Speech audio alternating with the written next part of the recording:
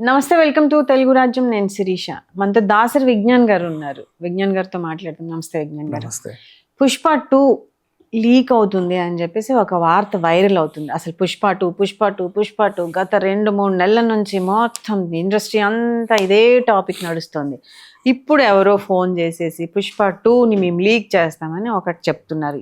ఏంటి అసలు ఇది ఎంతవరకు నిజం అనుకోవచ్చు? ఈ వార్త వెనుకున్న వైరల్ ఏంటి? 1 సెకండ్. ఇప్పుడు ఒక న్యూస్ వైరల్ అవుతుంది కదా, ఎవడో ఒకడు వాయిస్ బయటికి లీక్ చేశాడు. ఏమని వచ్చింది? పుష్ప సినిమాని నేను డ్యామేజ్ చేస్తాను అని డైరెక్ట్ గా బహిరంగంగా ఒకటి చెప్పాడు. నేను దీన్ని లైవ్ పెట్టి అందరికి లీక్ చేస్తానని చెప్పాడు. పైరసీ మన దగ్గర నేరం. అవునా? పైరసీ మన దగ్గర నేరమే కదా, అదేం లీగలైజ్డ్ కాదు కదా. పైరసీ నేరం అయినప్పుడు డైరెక్ట్ గా ఒకడు వచ్చి నేను పైరసీ చేస్తాను అని చెప్పిన తర్వాత ఈ వాయిస్ లీక్ ఎన్ని రోజులైంది? ఇంచుమించు. మరి ఎందుకు వాడిని పట్టుకోలేకపోతున్నారు? ఆ వాయిస్ ఎక్కడి నుంచి వచ్చింది? ఏ మొబైల్ నుంచి వచ్చింది? ఏ ఐపీ అడ్రస్ నుంచి అప్లోడ్ అయ్యింది? ఓకేనా? టీవీ ఛానల్ వరకు కూడా వచ్చినాయంటే, బయట మాధ్యమాలు తిరుగుతున్నాయంటే పోలీస్ వ్యవస్థ ఎందుకు చర్యలు తీసుకోవట్లేదు? నెంబర్ 1. నెక్స్ట్, ఇట్లాంటివి ఉంటుంది. సినిమా ఇండస్ట్రీ నుంచే వచ్చి డిప్యూటీ సీఎం హోదాలో ఉన్నారు పవన్ కళ్యాణ్ గారు. అవునా? నెక్స్ట్, ఆయన కంట్రోల్లోనే ఉంది కందుల దుర్గేష్, సినిమాటోగ్రఫీ మంత్రి. ఇప్పుడు ఒక సినిమా గురించి బహిరంగంగా ఒకడు వచ్చి నేను దీన్ని పైరసీ చేస్తాను, డ్యామేజ్ చేస్తానని చెబితే ఎందుకు యాక్షన్ తీసుకోవట్లేదు?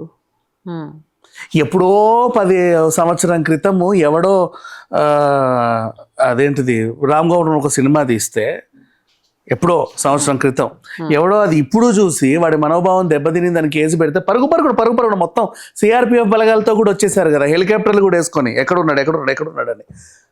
కోయంబత్తూరుకి వెళ్ళారు, అటు వెళ్ళారు, ఇటు వెళ్ళారు, చిత్తూరు మొత్తం దేశమంతా గాలించేశారు కదా. నేను అదే అడుగుతున్నా. ఒక వ్యక్తి డైరెక్ట్ గా వచ్చి నేను దీన్ని పైరసీ చేస్తాను అని చెబుతుంటే why the people are not taking action? Complaint ఎవరు ఇవ్వలేదేమో. అంటే కంప్లైంట్ ఇస్తేనే ఒకడు వెళ్ళి మనం యాక్షన్ తీసుకోవాలి. ఒకడు ఇచ్చాడు కంప్లైంట్, ఒక బోడిలింగం కంప్లైంట్ ఇచ్చాడు కాబట్టి ఇచ్చాడు. ఏమని ఇచ్చాడు? ఆ కంప్లైంట్ లో కూడా ఎంత అథెంటిసిటీ ఉంది? ఎప్పుడో వచ్చింది, ఈ రోజు ఆయన నిద్రలేదు, ఇప్పుడే కోమాలోంచి బయటికి లేచి చూడను మై గాడ్ అని మన బాబు దెబ్బతినేసింది.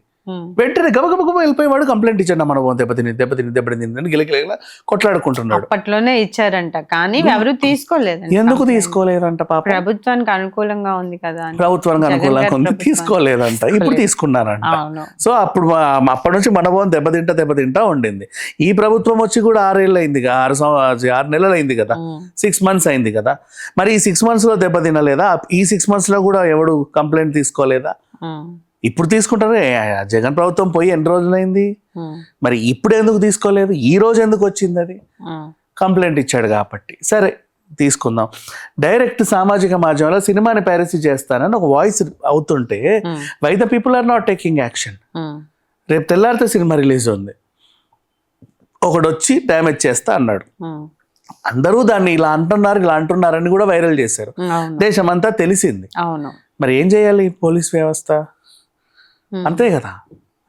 ఇది ప్రెసెంట్ జరుగుతుంది. అండ్ ఏం చేస్తే బెటర్ గా ఉంటుంది అంటే మరి సినిమా ఇండస్ట్రీ నుంచి అందరూ ఎన్నుకోబడిన మంత్రులు చెప్పాలి ఏం చేస్తే బాగుంటది అని.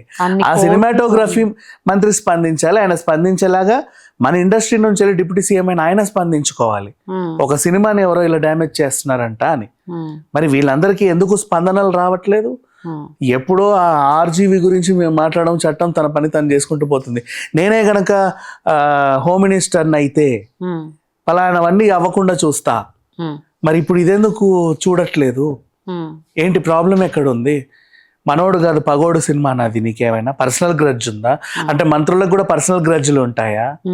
లేకపోతే ఆ పైరసీ వాడిని మీరే తయారు చేశారా? మీ ఓడేనా? ఎందుకు తీసుకోవట్లేదు?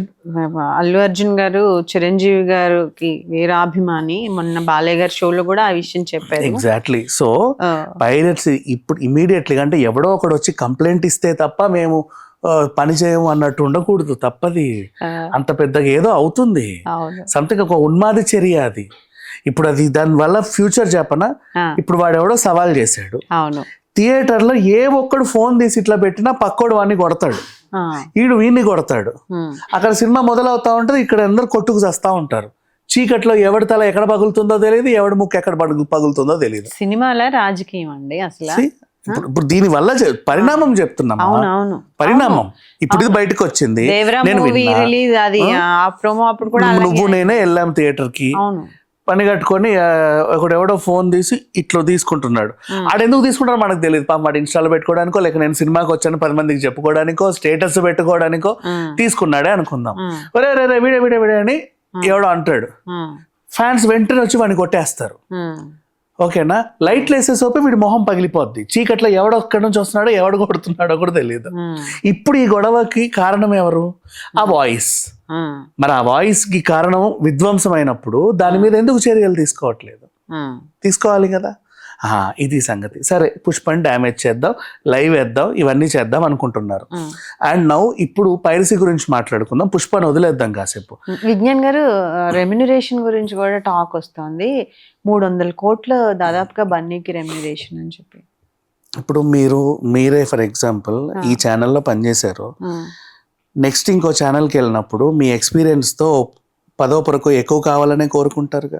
అంటే ప్రభాస్ మించి 100 అదే అంటున్నామా, 10వ పరకు ఎక్కువ కావాలనే కోరుకుంటారుగా. అక్కడ నుంచి ఇంకో దగ్గరికి వెళ్తే ఇంకో ఎక్కువ కావాలనే కోరుకుంటారుగా. ఏ ఉద్యోగి అయినా ఇక్కడ రిజైన్ చేసి ఇంకో దగ్గరికి వెళ్తున్నాడంటే హైక్ కోరుకుంటాడుగా. మరి ఎందుకు హీరో కోరుకోకూడదు? మళ్ళీ పోలిక ప్రభాస్ ని మించి, అంటే ప్రభాస్ కి ఇచ్చిన తర్వాత ఇంకెవరికి ఇవ్వకూడదని ఏమైనా రూల్ ఉందా? అంటే పాన్ ఇండియా హీరో, ఇతర పాన్ ఇండియా హీరో కదా. అదే అంటున్నానండి, అంటే ఒక బ్రాండ్ స్టాంప్ పడింది ప్రభాస్ గారికి, అంటే రెమ్యునరేషన్ కూడా ప్రభాస్ గారిని మించి ఎవరికి లేదు ఇండస్ట్రీలో అనేది ఒక టాక్. ఎప్పుడు? అప్పుడు ఇప్పుడు దీని తర్వాత నెక్స్ట్ ఇంకొక 400 కోట్లు తీసుకొని వస్తాడు. అండ్ ఇప్పుడు పైరసీ గురించి టాపిక్ మాట్లాడుకుంటే పుష్పని వదిలేద్దాం కాసేపు పక్కకి. మహా పెద్ద వెంకటేశ్వర స్వామి టెంపుల్ దగ్గరే రోజుకు 1,00,000 మంది భక్తులు వచ్చే దగ్గరే అందరి ఫోన్లు తీసుకొని అందరికి ఫోన్లు ఇస్తున్నారు కదా. థియేటర్ల సిస్టమ్ ఎందుకు పెట్టట్లేదు మీరు? మహా అయితే 1000 సీట్లు, అవునా? 1000 మంది లోపలికి వెళ్ళేటప్పుడు డిపాజిట్ చేసుకోండి. నీకు పెద్ద ఏదైనా కావాలి, ఏం అవసరంలా, ఒక స్టాఫ్, ఒక సరుకు దాచే లాకర్, అంతేనా? ఆడి టోకన్ ఆడికి ఇచ్చేస్తే నీ ఫోన్ని లాక్ చేసుకుంటావు. ఆడు మళ్ళీ సినిమా అయ్యాక నీకు టోకన్ ఇచ్చేస్తే వాడి ఫోన్ వాడికి ఇచ్చేయి. షాపింగ్ మాల్లోనే నువ్వు ఎక్కడ ఒక చాక్ పీస్ ఎత్తుకెళ్తావో, అమృతాంజన్ బాటిల్ ఎత్తుకెళ్తావో అని వాడు మీ బ్యాగ్లన్నీ ఇక్కడ పెట్టుకోండి అంటాడు, అవునా? ఇంత అసలు మనకి మెయిన్ ప్రాబ్లం ఏంటి? పైరసీ. సినిమాకి ఇది ఎన్ని కోట్ల ప్రోడక్ట్? పోయే సబ్బు డబ్బో సర్ఫ్ డబ్బో అయితే అనుకోవచ్చు, ఒక 1000 కోట్ల ప్రోడక్ట్, 500 కోట్ల ప్రోడక్ట్, అవునా? దానికి 3 days, ఫస్ట్ 3 days దాని లైఫ్, మళ్ళీ 3 days తర్వాత ఎక్స్పైరీ అయిపోతుంది. అంటే అందరికి అన్ని తెలిసిపోతాయి.